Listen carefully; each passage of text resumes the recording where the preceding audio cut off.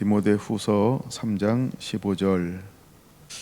또 어려서부터 성경을 알았나니 성경은 능히 너희로 하여금 그리스도 예수 안에 있는 믿음으로 말미암아 구원에 이르는 지혜가 있게 하느니라. 아멘.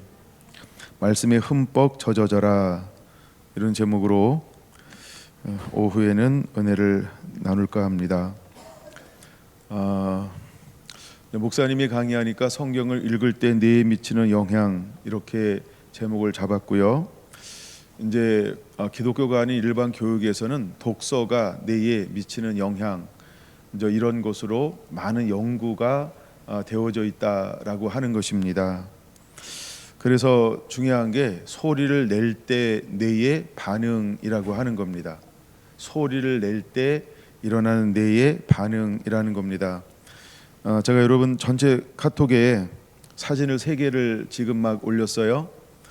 여러분 한번 카톡을 참고하시면서 한번 봐주셔도 좋을 것 같습니다. 처음에는 이제 4가지 뇌가 그림이 나오죠. 첫 번째 거, 거기 보면 컴퓨터를 게임할 때 이제 빨간 부분이 뇌가 사용되어지는 거예요. 근데 제일 사용되어지 않을 때가 언제냐면 컴퓨터 게임을 할 때라는 겁니다. 게임은 치열한 것 같고, 게임은 치열한 것 같은데 실제 뇌의 활용은 가장 적다라고 하는 거죠.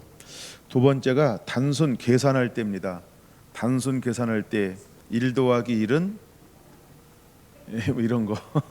약간 단순 계산할 때는 그래도 단순 계산하는 게 게임할 때보다는 뇌를 더 많이 쓰고 있다라고 하는 것입니다.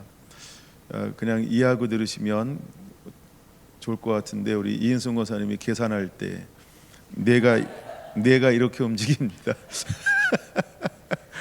이해해 주셔서 감사하고요. 하여간 그래서 단순 계산할 때는 그래도 게임할 때보다 뇌를 많이 쓴다는 거죠. 그 다음에 3번째 그림은 글을 조용히 중요한 게 조용입니다. 글을 조용히 생각으로 묵상하는 거예요. 생각으로 묵상할 때 단순 계산보다는 훨씬 뇌를 많이 쓰고 있는 모습이 나타나고 있죠. 그러니까 이것도 필요하다는 거죠. 안 쓰는 것보다. 그 다음에 그러면 TV 볼 때는 어떨까라고 할 때 1번입니다. 컴퓨터 할 때랑 똑같죠. 우리 TV 볼 때 생각 많이 합니까? 그냥 멍하고 그냥 보고 있잖아요, 그렇죠? 그러니까 어떤 뇌의 충격을 잘 안 주잖아요. 그러니까 뇌의 충격을 안 주는 게 중요한 거예요. 근데 이제 뇌의 충격을 줘야만 좋다, 이런 의미가 있겠죠. 자, 그다음에 이제 4번째 그림이죠. 이게 뭐예요? 글을 소리 내어 낭독할 때. 그러니까 소리를 내서 낭독하는 것은 어마어마한 에너지가 필요하다라는 겁니다. 그래서 제가 1시간씩 말씀을 전하고 가는 거는 엄청난 체력을 소비하고 있는 거죠. 사실 제가 집에만 가면 배가 고파요. 그 이유가 무엇인가라고 할 때, 제가 먹는 것도 맛있게 잘 먹거든요. 근데 집에만 가면 배가 고파요. 그러니까 그만큼 이제 에너지 소비를 많이 하고 있다, 이제 이런 의미가 되겠죠. 그러니까 여러분들이 글을 또 성경을 왜 소리내서 읽어야 하는지, 이제 우리가 한 달 동안은 그냥 했어요. 순종함으로. 아멘. 다 아멘이죠. 이때 제가 입을 쳐다보고 있어요. 누가 또 이렇게 묵상으로 했나 이러고. 약간 뭐 크게 읽든 작게 읽든 그냥 계속해서, 그러니까 이걸 우리가 읍조리다, 이런 이제 우리가 전문 용어죠. 그렇게 이제 한다는 거죠. 2번째 그림입니다. 뇌는 한번 뚫린 길로만 호르몬을 보낸다라고 하는 거예요. 그래서 후두엽과 전두엽이 있다고 합니다. 전두엽은 여기 있어, 여기 딱 이마에. 우리가 하나님의 이름과 예수님의 이름을 이마에 인친다고 그러잖아요. 여기가 전두엽이에요. 그 다음에 후두엽은 여기 이제 여기 딱 뚝 들어가는 데 있죠. 거기 있는 거 후두엽.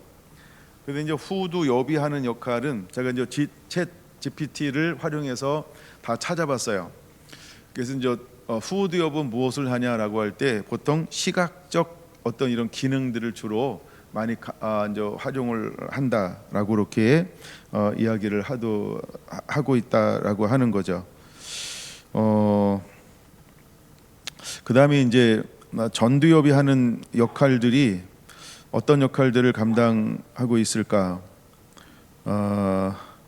이제 전두엽이 하고 있는 기능이나 이런 부분들을 보면 굉장히 여러 가지들을 하고 있어요. 바로 생중계입니다. 카톡으로 넘겨드렸어요. 네. 예, 이걸 제가 GPT에서 찾아서 한번 자료로 삼은 겁니다. 그렇게 이해하시고요. 전두엽은 뇌의 가장 앞쪽에 위치한 부분으로 고차원적인 인지 기능과 관련된 중요한 역할을 합니다. 전두엽의 주요 기능은 다음과 같습니다. 고차원적 사고, 문제 해결, 계획, 추론, 결정 등을 담당하여 복잡한 사고 과정을 조절합니다. 이건 그냥 일반적인 거죠. 근데 이것이 이제 우리가 영적 세계로 들어오면, 즉 믿음 안에서는 이 전두엽이 하는 역할이 어떤 역할을 감당한다고요? 그렇죠. 이상과 몽조를 깨달아 아는 이런 영역이 전두엽이 발달이 됐을 때 확장되어지고 열린다라고 하는 겁니다. 그러니까 우리가 그림을 좋아하는 사람들은 전두엽이 열리는 게 굉장히 어렵다는 거예요. 예, 그러니까 어떤 환상을 본다든가 이상을 본다든가 하나님의 계시를 본다든가 영적인 세계들을 보는 것은 우리가 게임에 많이 노출되어져 있거나 단순하거나 책을 읽지 않는다거나 이렇게 하면은 이 어떤 영적인 세계가 열리는 게 그만큼 어렵다, 이렇게 보시면 좋지 않을까, 이런 생각을 한번 해 보게 된다라고 하는 것입니다. 그래서 전두엽이 열릴 때 영적 정보를 다루기 때문에 우리는 전두엽이 활성화될 수 있도록 하기 위해서 무엇을 해야 할까? 책을 소리내서 읽어야 한다는 겁니다. 다고 여러분들이 뭐 초등학교 3학년도 아니고, 예, 그래서 뭐 위인전 읽으세요 이러고 뭐 필독서 100선 뭐 이런 거 다시 읽으세요라고 할 수도 없고. 근데 이제 저는 가끔 그런 책을, 쉬운 책을 보는 이유가 어휘력, 언어 능력을 키우기 위해서 그런 걸 볼 때가 있고, 제가 가끔 게임 중에 하나 깔았다 지우는 게 하나 있는데 낱말 맞추기, 그거는 제가 어휘력을 늘리기 위해서 가끔 합니다. 근데 보통 한 일주일 이상 하면 저는 금방 질려요. 그래서 이거 그만해야 되겠다. 근데 일주일 동안은요 정말 한두 시간 열심히 해요. 여기서 어휘력. 근데 그거 하다 보면 어떤 게 있냐면 모르네 이런 단어를, 뭐 이런 거. 그다음에 받아쓰기가 다르네 이런 거. 예, 내가 알고 있는 거랑 다른 이런 것도 이제 발견하게 되고. 제가 이제 중학교 때 읽었던 책 중에 하나가 뭐냐면 김영석 교수님의 어떤 이런 책들 굉장히 많습니다. 그렇죠? 산문집들이 있어요. 이런 것들을 읽었어요. 그 읽는 이유가 뭐냐하면 어휘력을 키우기 위해서 했던 경험이 있었던 것 같아요. 그런 것처럼 우리가 책을 읽는 것은 이만큼 중요하다라고 하는 겁니다. 근데 이제 여기는 나오지 않지만 또 하나 강조하는 것은 뭐냐 하면, 우리가 이제 길이, 그러니까 호르몬이 어디서 어떻게 흐르냐 하면 길이 나 있어야만, 길이 난 곳으로만 간다는 거예요, 호르몬이. 근데 우리가 글을 소리내서 읽으면 길이 쫙쫙쫙쫙 뇌에서 만들어진대요. 그러면 호르몬이 분비가 됐을 때 모든 길을 통해서 호르몬이 골고루 전달이 된다라고 하는 거죠. 그러니까 그만큼 뇌가 활성화된다라고 보시면 된다라고 하는 거죠. 근데 그것을 우리가 어느 정도 지속해야 되냐라고 할 때, 제가 이제 여러 자료를 봤을 때 최소 30분이더라고요. 예, 최소 30분. 그래서 우리가 소리내서 책을 읽는다라고 할 때 최소 30분은 소리내서 읽어야 한다라고 하는 거죠. 제가 오늘 아침에 일어나서 두 가지로 한번 해봤습니다. 하나는 어플에 소리를 틀어놓고 하는 거, 오디오북으로 이제 성경을 읽었어요. 그리고 오디오북으로 나오는 걸 들으면서 이제 성경을 안 보고 왔다 갔다 하면서 그걸 따라서 한번 읽어봤어요. 이런 거죠. 듣기만 할 때는 머리에 그려지는 게 없더라고요. 이거 오늘 아침에 제가 했던 경험인데, 그 다음에 오디오북에 들려오는 소리를 내가 입으로 따라할 때 요 머릿속에 그림이 그려지는 거예요. 약간 그런 미세하지만 느낄 수가 있었어요. 예, 그 다음에 오디오는 나오는데 내가 집중하지 않고 생각을 딴 데가 있잖아요. 그러면 소리는 소리고 나는 나고, 근데 정말 내가요 너무 편안해. 내가 아무 생각 없다는 거예요. 그 내가 편안한 걸 느꼈어요. 아, 이게 이런 걸 말하는구나. 그래서 소리를 낼 때 정말 앞에요 뭔가 화면이 만들어지는 것처럼 그려져요. 이미지가. 아, 이런 것들이 뇌에 자극이 되는 거로구나 라고 오늘 아침에 제가 스스로 임상이 되어서, 예, 그래서 한번 해 보았습니다. 아마 여러분들도 금방 그런 것들을 어떤 차이점을 느낄 수 있지 않을까 이런 생각을 한번 해봅니다. 그래서 전두엽이 하는 역할 중에 앞에 있는 것만 읽으면 고차원적인 사고, 두 번째 집행 기능을 감당하고, 세 번째 자기 통제 및 충동을 억제하게 된다는 거고, 그 다음에 네 번째가 집중력, 주의 조절을 하는 거고, 다섯 번째 사회적 판단과 윤리적 행동을 관장하고, 그 다음에 여섯 번째 언어와 의사소통 이런 것들을 관장하게 된다. 그래서 전두엽이 손상이 됐을 때 일어나는 것은 감정 조절 능력이 저하됩니다.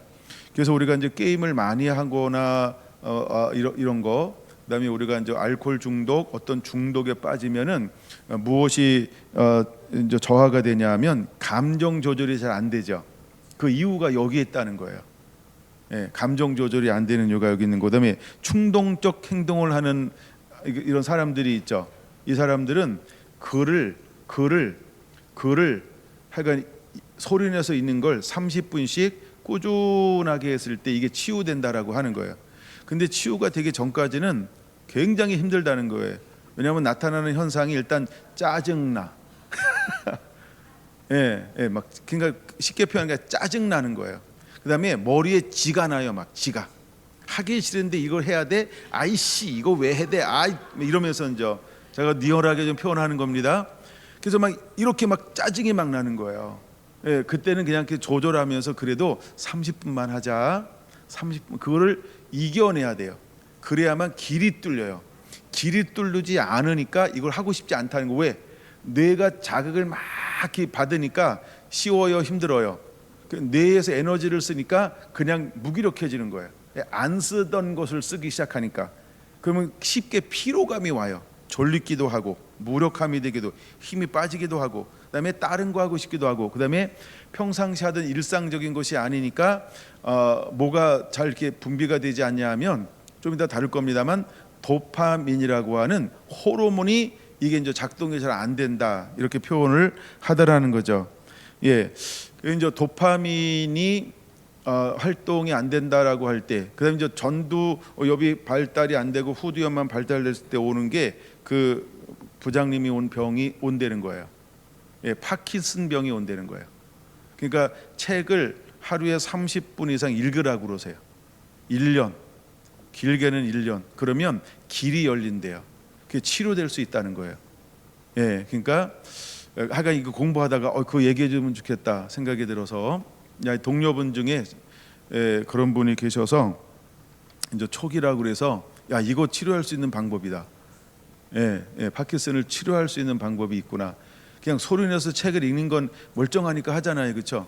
예, 그게 훨씬 빠르다는 거예요. 우리 약도 먹고 뭐 다 하고 그 중에 또 하나 하는 게 이제 뇌를 활성화시켜라. 이래서 안 한다 그러면 같이 가서 읽어줘야 돼요. 예, 그다음에 분명히 그 이제 아내 되는 분한테 경고해야 돼요. 갑자기 얌전한 남편이 화를 낼 수 있고 짜증을 낼 수 있고, 그다음에 감정 조절이 안 되는 갱년기 온 것처럼 느껴질 수 있습니다. 이러면서 충분히 각오하고, 근데 그걸 한 3개월 이상 통과하면요 점점 좋아진대요. 약간 그런 내용도 있더라는 것이죠. 자, 예. 일단 여러분 정보를 몇 개 나누어 드렸고요. 그 다음에 이제 또 하나 그림이 이제 두 번째 그림을 한번 볼까요? 예, 두 번째 그림. 예, 뇌는 한 번 뚫린 길로만 호르몬을 보낸다라고 하는 겁니다. 네, 그래서 어떻게 호르몬이 가고 있는지를 보는 거죠. 이제 왼쪽에 있는 것이 더 활성화된 부분들을 보여주는 것이고요. 세 번째 그림을 한번 보겠습니다. 세 번째 그림 보셨나요? 글을 읽을 때 가장 붉게 뇌가 변화되는 것을 볼 수 있다라고 하는 거죠. 그러니까 오디오북을 볼 때도 요 정도 효과가 있어요. 이게 오디오북을 볼 때 효과입니다. 두 번째, 동영상 볼 때도 어느 정도 뇌를 쓰는 거죠.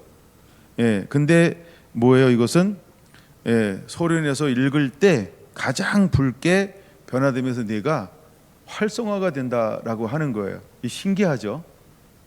예, 우리가 보고 듣고잖아요. 근데 세 번째, 소리 발성을 할 때 가장 뇌가 활성화된다는 거예요. 그럼 이제 이거를 하면은 무엇이 안 찾아오고 지나가는 손님이 될 수 있냐 하면 치매라고 합니다. 괜히 옆에 지나가다가 치지 말고 글을 읽잖아요. 그럼 치매가 올 확률이 굉장히 떨어진다는 거예요. 어때? 할래요? 안 할래요? 그렇죠, 해야죠. 이제 하여간 이제 더불어 공부하면서 그런 이야기하는 것도 보게 되었습니다. 이게 이제 EBS에 가면 당신의 문해력이라고 하는 이런 걸로 자료가 이렇게 여러 개 올라와 있어요. 제가 다 찾아본 건 아니고 열심히 찾아서 한번 우리 이인조 권사님이 하나를 올려주는 바람에 이때부터 공부하기 시작을 했어요. 근데 이거 너무 좋다. 그래서 이거는 우리가 바로 적용하자. 그래서 이건 따로 특강을 하는 게 아니고 오늘부터 이야기해서 2월 달부터 이걸 다 같이 하게 하자. 이제 그런 거죠. 그다음에 이제 우리 팁을 하나 드리면 아이들이 핸드폰을 안 할 수는 없다. 그렇죠? 우리가 정서상, 문화상 또 여러 가지 뭐 조건상 이미 아이들이 뭐 길들여진 것도 있고 길들여 가고 있는 것도 있고 이거 안 하면 뭐 엄청난 아까 뭘죠? 방황하고 짜증내고 화내고 엄마 때리고 아빠 때리고 막 이럴 수 있어요.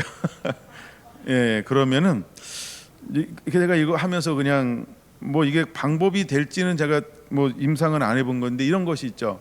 책을 예를 들어서 30분 읽으면 30분 하게 해줄게. 어떤 뭐 이런 걸로. 그러니까 책을 30분 이상 한 40분 읽으라 그러세요. 그래야 효과가 있다 그러니까 30분 이상 읽어야 효과가 있다 그러니까 그러고 나면 너에게 할 수 있는 예를 들어 1시간 줄게. 이런 식으로 아이들하고 하면 훨씬 뇌를 골고루 발달시키지 않을까 이런 생각을 한번 해본다라는 거죠. 저는 옛날에 우리 아이들 키울 때 이걸 몰라가지고요 다른 걸로 했습니다. 용돈을 준다든가 뭐 이런 걸로. 근데 책을 읽어라. 요즘에 이제 우리 성경 읽기 하잖아요. 제가 아는 건 우리 정상용 목사님 가정이 다 같이 모여서 함께 읽는데요. 다 같이 모여서 함께 읽는데요. 너무 잘하신 것 같아요. 포기하지 마시고 끝까지 한번 3개월 동안 승리하시고 4개월째는 뭘 시킬지 모르는데 하여간만 쭉 해가지고 야 이거 1년 하면 아이들이요 1년만 하면 고속도로가 쫙쫙 나겠다. 그렇죠? 그건 뭐 돈 주고 살 수 있는 게 아니에요. 아이들이 뇌에 길을 열어준다. 와 이거 해볼만 해요. 그럼 이제 아이들만 가능하냐? 어른도 가능합니다. 우리 권사님들도 꼭 소리내서 하셔서 짜증내지 마시고 치매 걸리지 마시고 그다음에 이제 우리가 이제 중독이라고 하는 것도 뭐냐 하면 결국은 이걸 땡기는 게 중독이거든요. 그러니까 중독은 이거예요. 도파민에는 두 가지가 있다라고 하는 겁니다. 일단 도파민이라고 하는 것은 어떤 호르몬인가 이걸 알아야 돼요. 도파민을 보통 우리는 행복 호르몬 이렇게 이야기한답니다. 행복 호르몬. 근데 행복 호르몬이라고 하는 것은 두 가지 면이 있다는 거예요. 하나는 긍정적인 면이 있고 하나는 부정적인 면이 있다는 거예요. 이게 긍정적인 면은 살리는 거예요. 효율적인 거. 근데 부정적인 면 중에 하나가 뭐냐면 중독성이 있다는 거예요. 예를 들어 그러니까 안 좋은 곳에 한번 해서 재미를 들리잖아요. 그때도 무슨 호르몬이 나온다? 도파민이 나온다는 거예요. 그래서 술 이게 똑같은 거예요. 노름 똑같은 그다음에 섹스 똑같은 거예요. 감각적 어떤 이런 자극 그다음에 또 하나 취미 뭐 이런 거 그다음에 쇼핑 뭐 이런 거 있잖아요. 아니면 뭐 모으기 뭐 이런 거 있잖아요. 뭐 하여간 뭐 이런 거. 하여간 어쨌든 자기가 이렇게 너무 즐겁게 하는데 그것도 왜 하냐 했더니 도파민이 나온다는 거예요. 근데 그걸 안 좋은 쪽은 중독이라고 표현하는 거고, 좋은 쪽으로는 행복한 호르몬이다, 이렇게 표현을 한다라고 하는 거죠. 근데 이제 제가 이제 이것도 GPT를 통해서 이제 도파민은 어떤 호르몬인가요를 찾았는데, 이건 나중에 넘겨드릴게요. 그래서 이제 그걸 딱 찾았는데 거기 뭐라고 나오냐 하면, 이 호르몬은 기쁨의 호르몬이라고 표현하고 있어요. 기쁨, 행복, 희락, 이것이 이런 호르몬이 분비되는 게 도파민이라는 것입니다. 그러니까 도파민이 기쁨, 행복의 호르몬이라고 했을 때 제가 그냥 알고 있는 것 중에 하나, 머릿속에 떠오른 게 있어요. 이게 에덴 동산이네. 에덴이라는 단어 자체가 어떤 뜻을 가지고 있다고요? 기쁨, 즐거움, 희락, 행복, 이런 말이 이게 뜻이에요. 그러니까 하나님이 에덴을 창조하셨을 때 어떻게 창조하셨을까요? 기쁨의 동산이라는 거예요. 행복의 동산이라는 거예요. 즐거움의 동산이라는 거예요. 근데 하나님은 우리가 소리를 내서 교제할 때, 뭔가 소리를 내서 무엇인가 습득을 할 때, 하나님은 내 머릿속에 무엇이 어떤 호르몬이 분비가 되고 활성화되게 만드셨다? 도파민이라는 행복의 호르몬이 분비되게 만들었다라고 하는 겁니다. 우리는 에덴 동산이 거기만 있는 줄 알아요. 근데 이미 하나님은 에덴 동산을 어디다가 올려놓으셨어요? 머리 위에 올려놨어요. 그래서 나의 뇌라고 하는 이 구조 안에 하나님 무엇을 창설해 놓으셨다고요? 에덴 동산을 창설해 놓으셨어요. 근데 자꾸 사단은 무엇을 하는 걸까요? 그렇죠. 우리가 하나님과 교제하고, 하나님과 교제하면 내 뇌에 천국이 임하는 거죠. 그 도파민 호르몬이 활성화되는데 사탄이 와서 우리를 꼬셨어요. 유혹을 했다 이 말이에요. 유혹을 딱 하니까 뭐예요? 보암직하고, 그렇죠, 먹음직하고 지혜롭게 할 만큼 탐스럽게도 한지라. 그리고 그것을 했는데 무엇이 발달이 되게 됐어요? 이걸 우리는 자아다, 이렇게 말하는 거예요. 그때부터 이제 자아라는 전혀 느끼지 못했던 새로운 걸 느끼고 발견하게 된 거예요. 근데 자아라고 하는 것은 무엇을 추구하게 되어져 있냐면 이기적인 거예요. 욕망적인 거예요. 반항적인 거예요. 그러니까 이런 것들이 그냥 우리가 뭐랄까 이렇게 본질처럼, 본성처럼 이게 뒤바뀌어 버렸다는 거예요. 무엇을 하고 나서부터 불순종이라고 하는 그 먹지 말라는 열매를 먹는 동시에 내 몸에 화학적 변화가 일어나서 내 안에 자아라고 하는 것이 하나 만들어졌다라고 하는 겁니다. 그래서 예수님은 신앙 고백을 하고 난 다음에도 제자들에게 무엇을 요구했어요? 자기를 부인하고 자기 십자가, 이건 부르심이죠. 그 부르심을, 자기 십자가를 지고 나를 쫓으라, 이렇게 표현하고 있는 거예요. 근데 우리 싸움에서 가장 힘든 싸움이 무엇일까요? 나를 부인하는 거예요. 나 없다, 이거 연구만 할 수 있어요. 근데 우리는 연구가 되고 싶지 않잖아요, 그렇죠? 다 누가 바보가 되고 싶겠어요. 그러니까 이제 첫 자리가 되는 법 그 중에 하나가 하여간 연구가 되는 거예요. 바보가 되는 거죠. 좀 이렇게 어수룩하게 되는 건데, 근데 마지막 때가 되면 될수록 무엇이 증가가 된다 그랬어요? 세상의 지식, 지혜로운 사람. 그러니까 점점 우리는 똑똑해졌다고 생각하는 거예요. 그만큼 많은 정보가 오니까. 이건 다니엘서 12장에 나오는 거고요. 근데 그러므로 우리가 잘 못 참는 게 하나 있대요. 그게 뭐냐 하면 이것도 모르니? 이러고요. 그러니까 요즘엔 나는 넌 이것도, 우리가 보통 상식적으로 지식을 가지고 있어야 되는데 넌 그 보통 지식도 안 가지고 있니? 한국 사람들이 이 말을 굉장히 싫어한다는 거예요. 이게 이제 뭐 컴플렉스가 된다든가, 그다음에 자존감이 상한다든가, 뭐 이래서 너 나를 공격해? 이래가지고요, 이거에 한번 찔르잖아요. 굉장히 늦게 풀어진대요. 이게 막 상처가 돼가지고, 이게 마지막 때가 되면 될수록 이게 굉장히 나타난다라고 얘기하더라고요. 그게 결국 뭐냐 하면 우리가 자아라고 하는 것이 살아나는 거죠. 근데 우리가 이제 하나님의 말씀을 읽을 때 우리 안에는 이미 하나님께서 내 구주 속에 무엇을 넣어놓으셨다? 에덴 동산을 넣어놓으셨다는 거예요. 그래서 우리가 하나님과 깊이 교제하며 그다음에 하나님의 말씀을 읽을 때 우리는 어떻게 되어져 있냐면 행복한 호르몬이 분비가 되어짐을 통하여서 뇌가 하나님을 향한 어떤 이런 이상과 어떤 영적인 부분에 이런 것들이 열려서 깊은 친밀한 가운데 교제할 수 있도록 우리를 만들었다라고 하는 것입니다.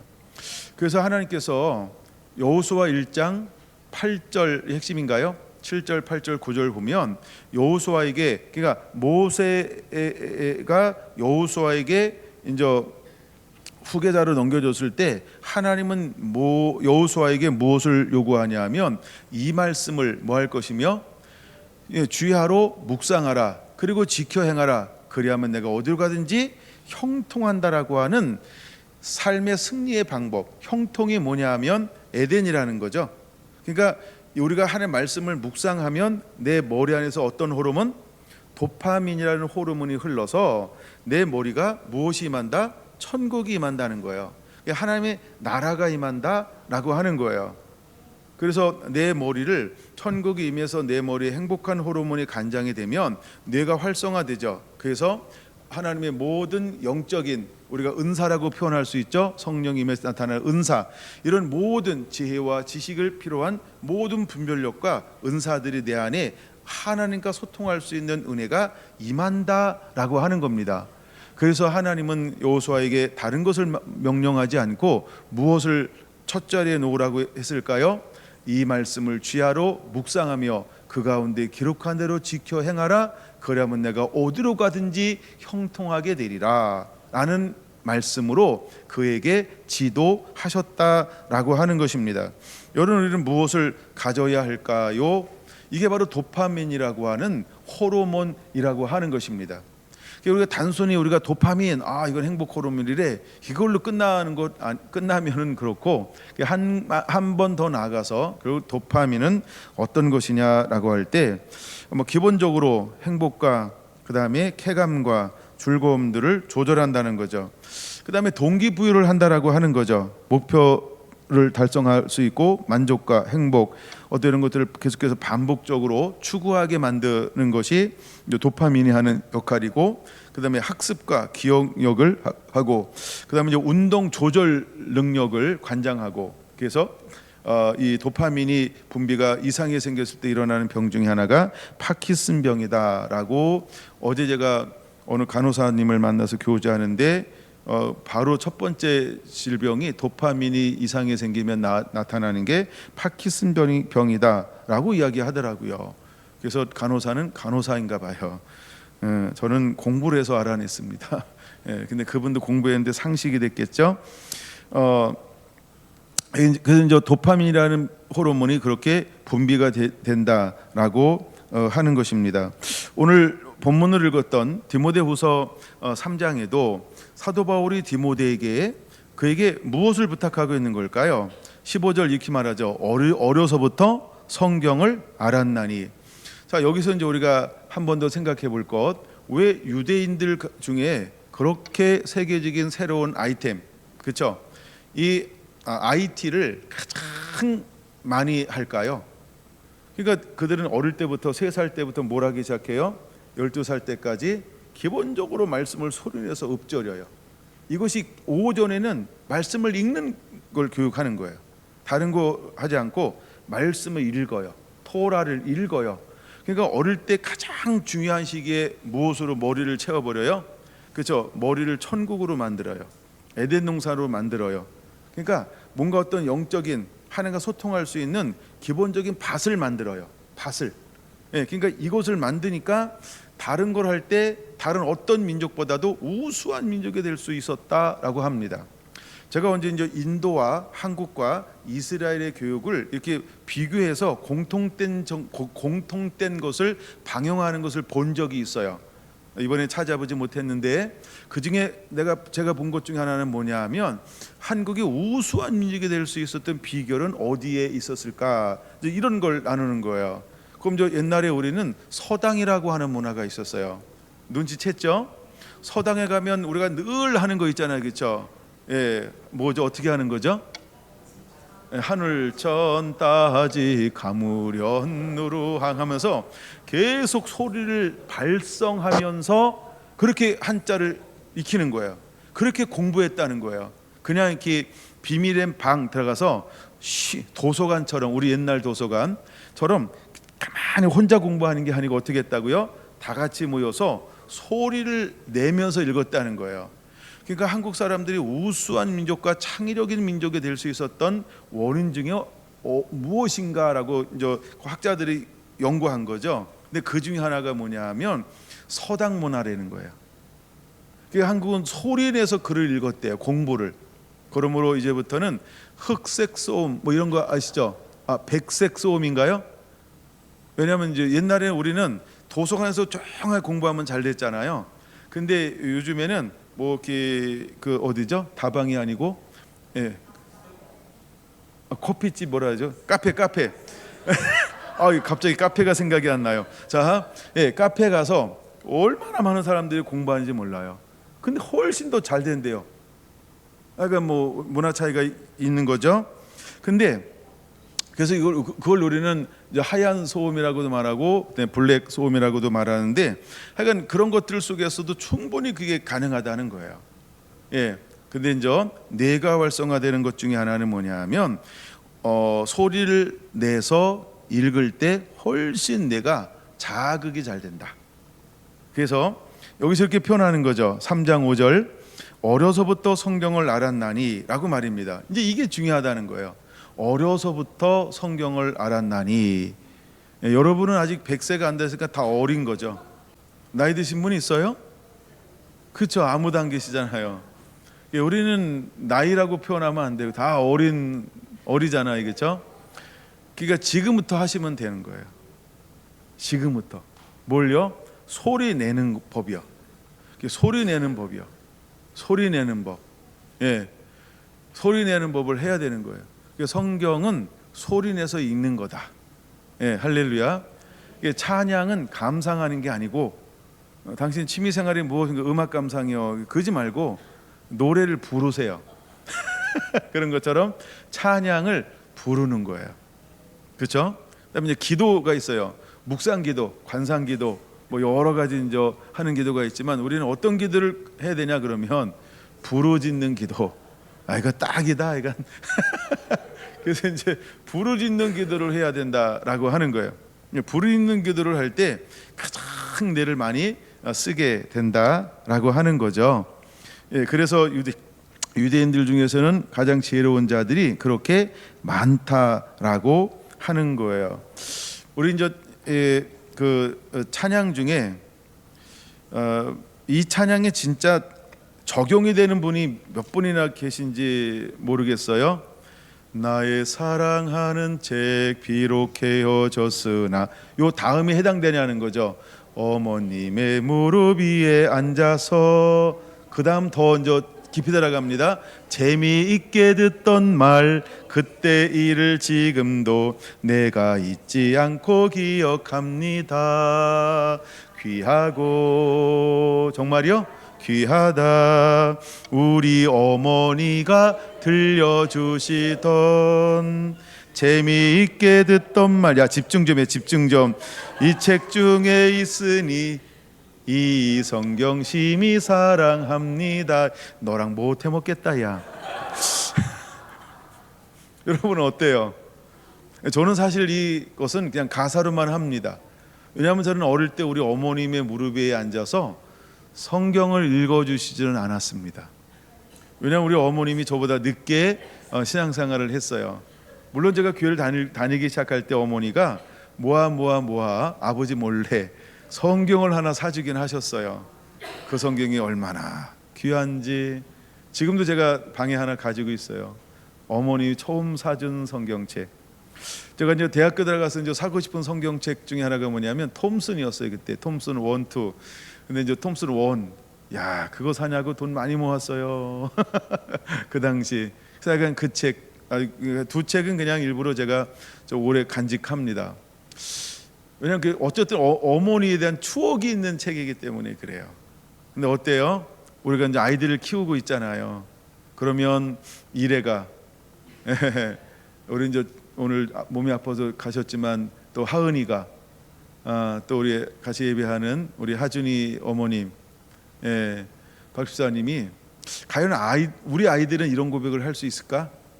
어때요?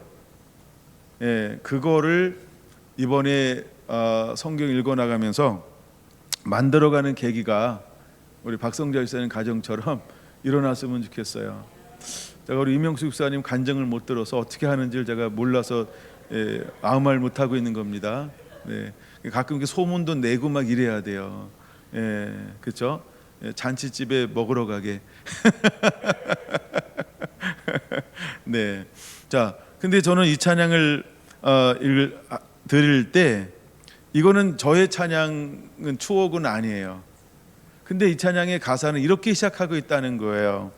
나의 사랑하는 책, 비록 헤어졌으나 어머님의 무릎 위에 앉아서 재미있게 듣던 말, 그때 일을 지금도 기억합니다.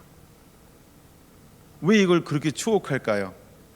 이게 너무너무 좋은 신앙교육이라고 하는 거예요. 우리가 이제 제가 어릴 때 한참 전에 읽었던 책 중에 밥상머리 교육 뭐 이런 것도 한번 읽어본 적이 있는데, 하여간 어릴 때가 굉장히 좋다라고 하는 거예요. 그러니까 우리 정하윤이가 아직 굉장히 어리잖아요. 그렇죠? 그러니까 하윤이도 충분히 가능하고, 그렇죠? 하원이는 뭐 훨씬 더 많이 가능하죠. 하여간 뭐 그렇게 해서 하면 아이들이 앞으로 어떻게 반응하고 어떤 변화가 일어날까. 또 우리가 늘 이제 시간이 지날수록 자녀 생각 참 많이 하잖아요. 그렇죠?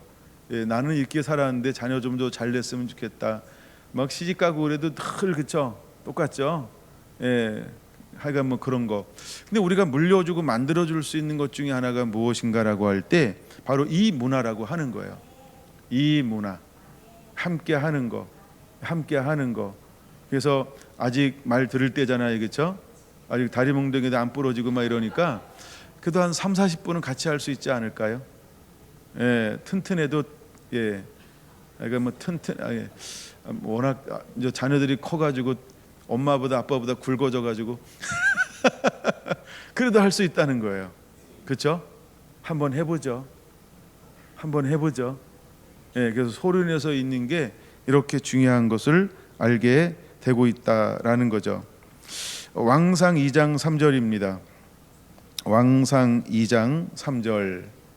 왕상 2장 3절 보면 다윗이 솔로몬에게 하는 이야기예요. 무엇을 물려주고 있을까요? 2장 3절 같이 한번 읽어볼까요? 시작. 내 하나님 여호와의 명을 지켜 그 길로 행하여 그 법률과 계명과 율례와 증거를 모세의 율법에 기록한 대로 지켜라. 그리하면 내가 무엇을 하든지 어디로 가든지 형통할지니라. 그러니까 아버지가 아들에게 줄 수 있는 최고의 유언, 마지막 말, 그게 뭘까요? 이게 다윗이 아들 솔로몬에게 하는 말이에요. 근데 그 많은 말들 중에서 가장 비중 있게 차지하고 있는 말이 무엇이냐 하면 바로 2장 3절이라고 하는 거예요. 하나님의 모든 말씀, 법도, 율례, 규례를 다 지켜 행하라. 그리하면 무엇을 하든지 어디로 가든지 뭐 한다고요? 도파민 길이 열려서 형통하게 될 것이다. 그게 저 형통이라는 단어가 에덴이죠. 하나님의 나라, 하나님의 모든 자원들을 누리는 것, 그게 형통이라는 단어예요. 그럼 내가 만들어줄 수 있는 최고가 뭘까? 우리가 여호수아 1장 8절도 형통한다고 그러죠. 왕상 2장 3절도 형통한다고 이야기하죠. 그 다음에 디모데후서 3장 15절도 형통한다고 말하고 있죠. 이게 방법이라는 거예요. 그러니까 하나님께서 우리에게 승리할 수 있는 길을 하나 가르쳐 주었어요. 도파민 호르몬은 뭐라 그랬어요? 길이라 그랬잖아요. 뇌에 길을 내는 역할을 하는 게 호르몬이다. 근데 그 길을 만드는 거예요. 길을 열어놓는 거예요. 길을 닦아놓는 거예요. 무엇을 할 때? 내가 하나님의 말씀을 소리내서 읽을 때 이런 놀라운 은혜들이 임하게 된다라고 하는 것입니다. 우리 안에 이런 은혜들이 더 선명하게 임하는 은혜가 임했으면 정말 좋겠습니다. 저는 신명기 8장의 말씀을 약간 자주 사용하니까 좋아하는 거죠. 하나님께서 이스라엘 백성들에게 하나님께서 요구하는 게 뭐냐면 내가 광야의 길을 걷게 한 그 이유가 뭐냐는 거예요. 사람이 떡으로만 살 것이 아니고 여호와의 입에서 나오는 모든 말씀으로 사는 것을 깨닫게 하려 함이니라, 알게 하려 함이니라 라고 말씀하고 있다는 거죠. 그게 결국 어떤 걸 말씀하고 싶은 걸까요? 신명기 8장 2절, 그렇죠? 우리가 여호와에서 나오는 말씀을 따라 사는 것입니다. 할렐루야. 8장 3절이네. 3절. 네, 8장 3절. 그러므로 우리는 하나님의 말씀을 이제 왜 소리내서 읽어야 하는지를 좀 더 분명하게 그렇게 깨닫고 한 달 동안 해왔던 것 멈추지 않고 더 지속적으로 이 길을 가는 그런 은혜가 우리 성결한 성도들에게 그대로 일어나게 되기를 원합니다. 할렐루야. 그러면 이제 우리가 남은 인생 가운데 어떤 일들이 벌어질까? 뇌가 활성화된다? 굉장한 일들이 벌어지는 겁니다. 뇌가 활성화된다? 굉장한 거죠. 근데 단순히 뇌가 아니고 제가 뭐라고 얘기했어요? 뇌가 아니고 뭘 얹어 놓았다 우리 안에? 에덴을 얹어 놓았다. 여러분, 에덴에는 뭐가 있냐 하면 발원지예요. 뭐 나중에 시간 되면 다룰 수도 있는데 내 강의 발원지가 흐르는 거예요. 근데 강이 흐를 때 나타나는 현상이 뭐냐 하면 에스겔 47장도 그렇고 성경에 나오는 모든 강은 무엇을 하냐 하면 소성케 한다는 거예요. 내 강을 통해서 모든 만물이 소성케 만드는 거예요. 근데 뇌가 활성화됐어요. 그 뇌가 길이 났어요. 전두엽과 후두엽이 원활하게 연결이 돼요. 그럼 모든 뇌 기능이 활성화됨을 통해서 어떤 일이 벌어질까요? 강건해지는 거죠. 강건해지는 거죠. 할렐루야. 우리 안에 말씀을 소리내서 읽을 때 이런 은혜들이 임하게 되기 원합니다. 더 나아가 이제 뇌가 활성화된다라고 하는 것은 하나님의 말씀으로 우리의 삶이 풍성해진다, 이런 말입니다. 성경에는 모두가 다 이렇게 이야기하고 있어요. 우리가 이제 아가서 1장 2절을 시작할 때도 내게 입맞추기 원하니 내 사랑의 포도주보다 나음이로구나, 이렇게 시작을 합니다. 하나님은 우리가 무엇을 누리기를 원할까요? 하나님의 말씀을 그대로 누리기를 원하는 거예요. 근데 신부가 딱 됐을 때 4장 찾아볼게요. 아가서 4장 10절은 이렇게 표현하고 있어요. 내 누이 내 신부야, 내 사랑이 어찌 그리 아름다운지, 내 사랑은 포도주보다 진하고 내 기름의 향기는 각양 향품보다 향기롭다. 이 말은 무슨 의미가 있는 걸까요? 신부가 하나님의 말씀을 소리내서 읽고 그것을 간직하고 있을 때 신부를 통해서 무엇이 바깥으로 뿜어져 영향을 미칠 수 있는 것인가를 보여주는 거죠.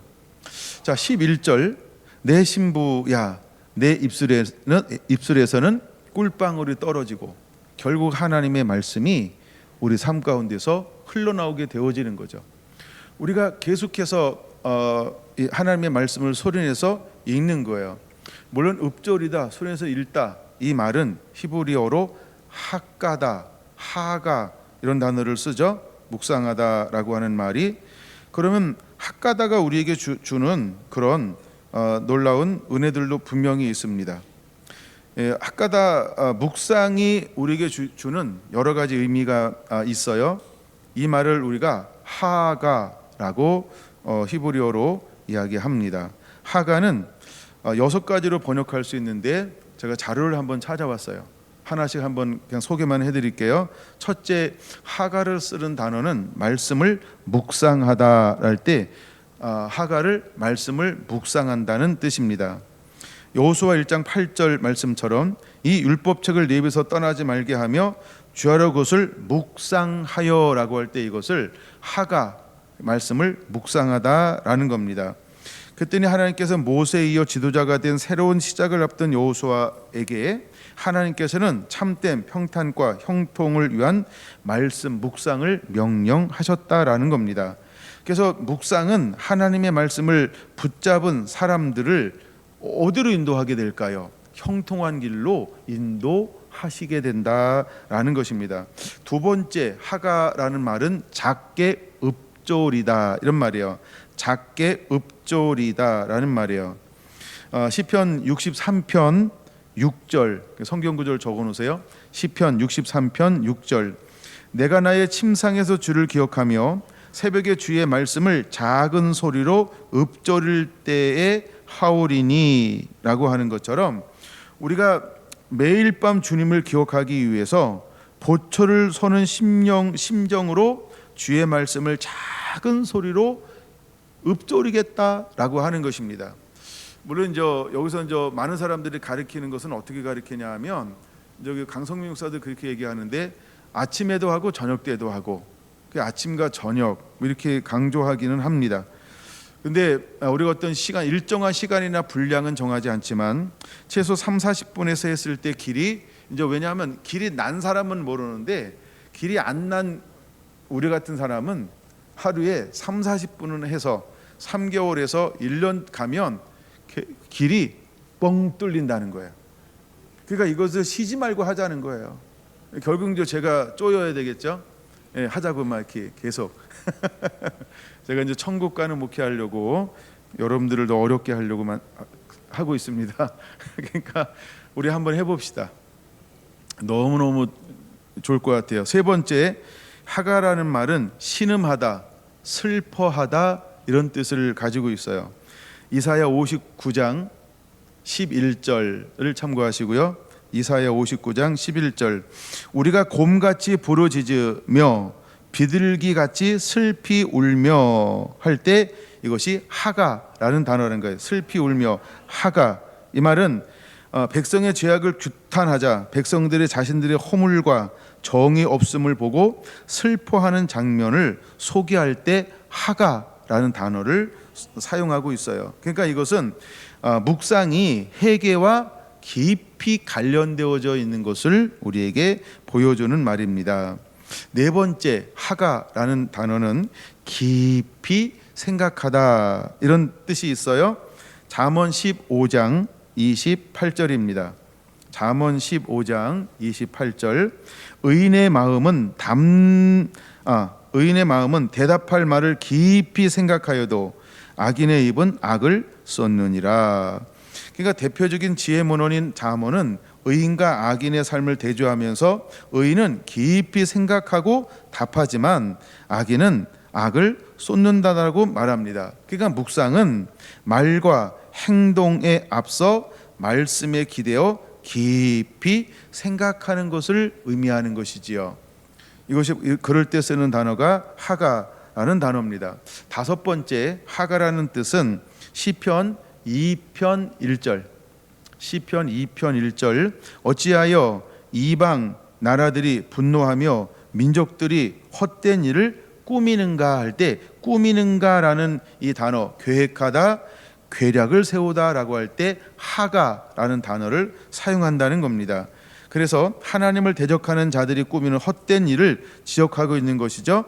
하가는 꾸미다로 번역이 되었는데 이 하가의 방향 곧 묵상의 방향과 대상의 중요성을 고려하여서 그렇게 만든 말입니다. 여섯 번째, 하가는 으르렁하다, 으르렁거리다 이런 뜻이 있습니다. 으르렁거리다.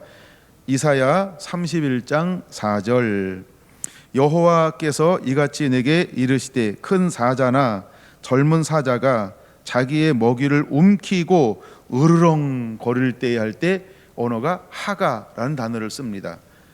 하가, 으르렁거리다. 사자가 먹이를 움켜쥐고 으르렁거리는 장면을 묘사하고 있는 거예요. 그래서 마치 사자가 다른 맹수들에게 먹이를 빼앗기지 않으려고 으르렁거리듯 하가는 말씀을 빼앗기지 않기 위해 으르렁거린다는 뜻으로 사용하고 있다라는 겁니다. 그래서 이제 우리는 하나님의 말씀을 묵상, 즉 소리 내서 왜 읽어야 하는지, 오늘은 그 은혜를 받아서 이제 2월 달도 여러분들이 하나님의 말씀에 정말 흠뻑 젖어지는 그런 은혜를 누리게 되길 원합니다. 자, 이제 우리가 한 달 동안 했어요. 여러분 안에 어떤 변화들이 일어나고 있는지 모르겠어요. 변화가 있나요? 예, 없다 할 수도 있고 있다 할 수도 있고 막 그래요. 그러나 어쨌든 우리는 3개월 동안 일단은 갈 겁니다. 그 안에 여러분들이 흠뻑 젖어짐을 통해서 그러니까 뭔가 하나님께서 새로운 일을 할 수 있는 어떤 이런 분위기가 만들어지는 그런 은혜들이 임하게 되기를 원합니다. 우리가 이런 거를 할 때 일단 우리가 이제 4개월 연속 매월 집회도 할 거잖아요. 그런 거 할 때 일단 첫 번째는 우리가 멈출 수 없는 기도를 하고요. 2월 달에는 무슨 집회죠? 멈출 수 없는 예배라는 것을 가지고 이제 집회하게 될 거고요. 3월 달에도 할 거고 4월 달에도 할 거고 하여간 이렇게 할 건데, 그러니까 이런 것들이 우리가 뭘 할 거냐면 뭔가 이렇게 깨우는 거예요. 잠자고 있었던, 또 머무르고 있었던, 또 멈춰져 있었던 뭔가를 깨우게 될 거예요. 예, 깨우게 될 거예요. 다시 한번 하나님 앞에 깊이 나가는, 그래서 또 다른 부흥으로 도약할 수 있는 그런 우리가 시즌을 함께 만들어가게 되기를 원합니다. 여러분가 20년 전에 받았던 은혜 가지고 안 됩니다. 이제 그쵸? 어제 것도 안 되고 다시 주시는 그런 은혜를 반드시 받아야 합니다. 그러니까 제가 이제 추억하는 것은 그때도 하여간 열심히 뭔가 했어요. 근데 이제 그런 것 위에 지금은 우리가 이 방법으로 정말 돌파를 만들어낼 때까지 뭐 1년 안 되면 2년, 2년 안 되면 4년, 3년도 있었구나. 3년도 안 되면 4년 지속적으로 이제 그런 은혜의 돌파 가운데로 우리가 나아가게 되기를 원합니다. 예, 근데 이거는 쉴 수 없는 거예요. 왜냐하면 우리는 한 번 왔다가 가지만 하나님의 계획은 주님이 이 땅 가운데 오시기 전까지는 이 땅에서의 하나님의 계획은 멈추지 않아요. 근데 하나님은 우리 각자의 인생을 통해서 하나님이 가지고 있는 부르심들이 있어요. 그걸 우리가 어떻게 감당해낼 것인가? 그거는 내 방법으로 이룰 수 없어요. 우리가 하나님이 원하시는 온전한 통로가 됐을 때 그것이 가능하다라는 겁니다. 그래서 그렇게 이 은혜를 감당해내게 되기를 원합니다. 그래서 저는 아가서 4장 11절을 보면서 그런 생각을 했어요. 신부야, 내 입술에서는 꿀방울이 떨어지고 내 혀 밑에는 꿀과 젖이 있고 내 의복의 향기는 레바논의 향기 같구나. 우리가 하나님의 말씀을 머금고 있을 때에 바로 어떤 정체성의 변화가 딱 일어나는 동시에 신부는 무엇을 갖추게 되었을까? 4장 11절을 갖추게 된 거예요. 예, 4장 11절을 갖추게 된 거예요. 신부의 삶 속에서 무엇이 흘러넘치고 있어요? 내 입술에서는 꿀방울이 그냥 떨어지고 있는 거예요. 하나님의 말씀이, 하나님의 말씀이, 믿음의 이런 삶이 이 여인의 삶 가운데 흘러넘치고 있죠. 그 다음에 내 혀 밑에는 꿀과 젖이 있어요.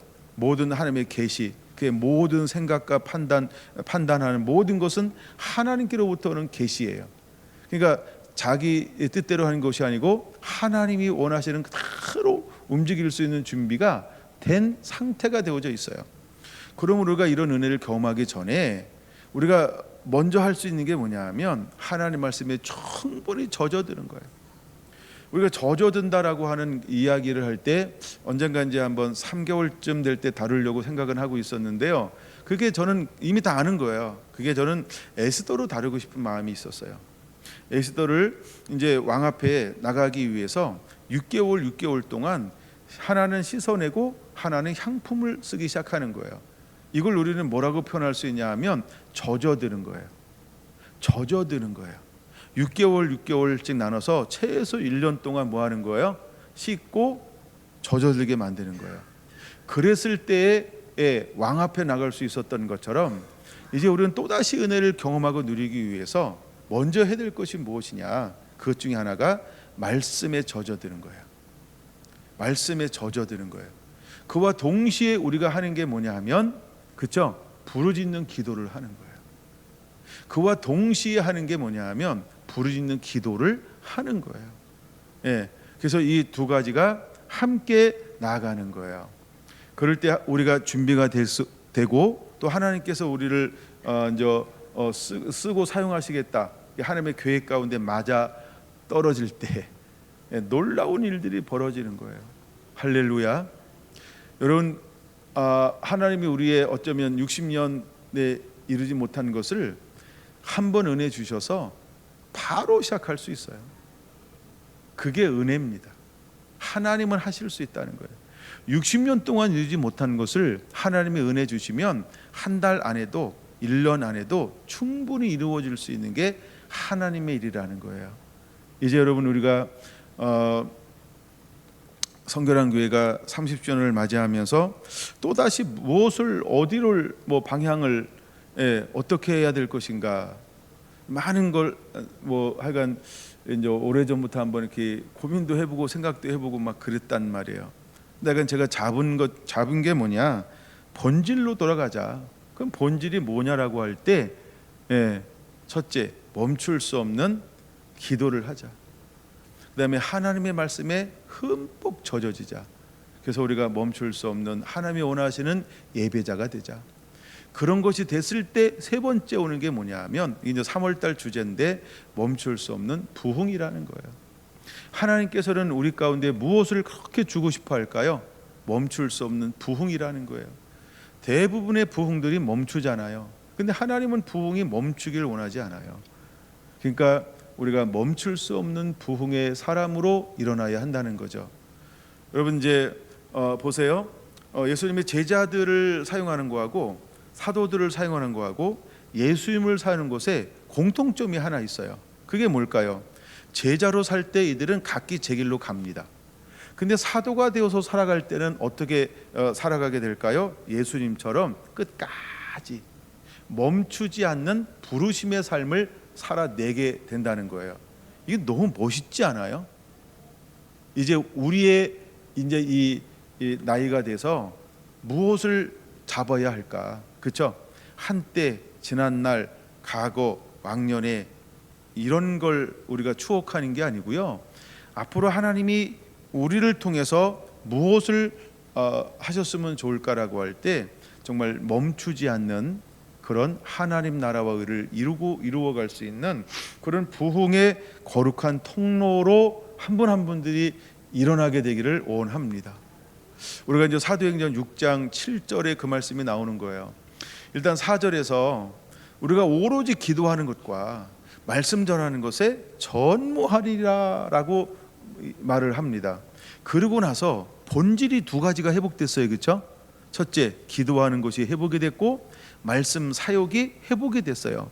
그때는 7절에 어떻게 말하고 있습니까? 하나님께서 놀라운 부흥을 하기 시작하는 거예요. 이것이 이제 3월 달에 나눌 그런 부흥이라는 개념입니다. 하여간 그런 부흥은 우리가 본질이 온전히 회복되어졌을 때 하나님의 그것을 이룰 수 있는 거예요. 본질이 회복되지 않으면 누구도 안 될까요? 사도들이어도 안 된다는 거예요. 사도들이어도 안 된다는 거예요. 우리가 앞서 갔던 많은 믿음의 선배들이 있어요. 여러분, 그들이 기라성같이 한 시대에 쓰임 받았잖아요. 여러분, 그 책을 잊지 않고 가끔 시간 날 때 여러분 꼭 또 읽고 하면 좋을 책이 치유의 영적 거장이라는 책이에요. 거기는 어마어마하게 쓰임 받았어요. 근데 얼마 세월이 지난 다음에 반드시 그들에게 하나같이 무엇이 찾아왔을까요? 슬럼프라는 거예요. 그렇죠?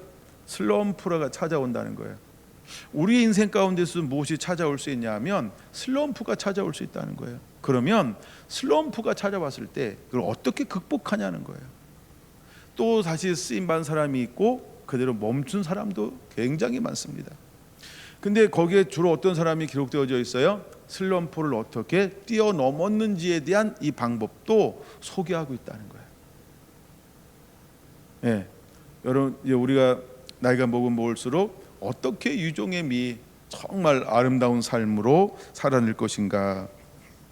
그렇게 할 때 다시 한번 모두에게 은혜가 임해서 그런 강력한 하나님의 영광의 도구로 쓰임 받는 그런 은혜들이 임하게 되기를 원합니다. 그래서 여러분, 이런 사역들은요 모두가 다 가면 좋겠어요. 예. 근데 그 중에 열심히 함께 마음을 품은 사람들이 가게 될 거예요. 우리가 이제 보통 예수님 사역을 이렇게 하죠. 군중, 그렇죠? 무리, 그 다음에 뭐 부활을 경험한 520의 형제, 그 다음에 120명, 그 다음에 70명, 그 다음에 12명, 그 다음에 3명. 어떤 뭐 이런 그때마다 어떤 이렇게 이제 나누는 부분이 있잖아요, 그렇죠? 그러면 하나님이 정말 집중한 사람은 어떻게 된 거예요, 그렇죠? 70제자도 아니고 12명이었다는 거예요, 그렇죠? 여러분들이, 우리가 많은 분들이 있지만 과연 여러분의 이 위치는 어디인가? 내가 이런 반열에 어디에 머무를 것인가는 내가 치하는 거예요. 예, 근데 하나님이 초대교회 부흥과 성장 왔을 때 모두가 에덴의 축복을 누리는 거예요, 그렇죠? 그 시대 하나님께 주어지는 축복은 다 누려요. 근데 천국에서 누가 더 크냐라고 할 때는 다 달라요. 누가 클까요? 그렇죠? 끝까지 완주해냈던 사람들이 큰 사람이 되지 않았을까요? 우리가 큰 사람이 됐다라고 충분히 이야기할 수 있는 사람이 누구냐 하면 사랑의 사도 요한이라는 거예요. 제가 오늘 이제 일독을 마무리하면서 요한계시록을 아침에 이제 쫙 읽는데 또 그렇게 하여간 은혜가 돼요. 너무너무 감사했고 하여간 그런데 야, 그렇구나, 하여간 뭐 그렇구나 이런 거예요. 근데 그가 걸어갔던 길이 어떤 길을 걸어가냐라고 할 때 두 가지잖아요. 하나님의 이 계명과 그다음에 증언으로 인하여, 이 두 가지를 가지고 산다는 거예요. 이게 사도 요한의 삶이에요. 예, 하나님의 말씀 때문에, 그다음에 예수 그리스도의 이 증언, 복음, 이것을 증거하는 것, 그거 두 가지의 삶을 끝까지 잡고 달려갔다라고 하는 거죠. 근데 결국 하나님은 어떤 사람을 원하시냐? 이 사람을 원한다. 하여간 저는 오늘 아침에 그런 은혜들을 개인적으로 누렸던 것 같아요. 그래서 우리 각자의 부르심들이 다 있어요. 각자 하나님께서 분량만큼 또 부르신 만큼 다 하나님 쓰고 사용할 것입니다. 그래서 우리 모두가 이 하나님의 말씀에 젖어져서 정말 값지고 보배롭고 귀하게 쓰임받는 그런 하나님의 사람들이 되기를 예수님의 이름으로 축원을 드립니다. 네, 기도합니다.